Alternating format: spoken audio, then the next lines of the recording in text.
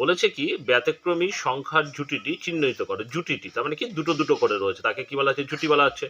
দেখো এখানে কত আছে? 20, এখানে আছে কত? 63। তাহলে 20 থেকে 63 কিভাবে তৈরি হচ্ছে দেখো, 20 ইন্টু 3, তাহলে করলে কত হচ্ছে? 60। কত দিয়ে গুণ করেছিলাম? 3 দিয়ে। তাহলে 3 আমি যোগ করে দিলে কত হলো দেখো? 63। তারপরে দেখো বি অপশনে কত আছে? 40। 40 ইন্টু কত? 3, তাহলে সমান সমান করলে কত হচ্ছে? 120। তার সাথে 3 যোগ করলে কত হলো? 123। তারপরে দেখো কত আছে? 15 ইন্টু কত? 3, তাহলে 15 ইন্টু 3 করলে কত হচ্ছে দেখো? 45।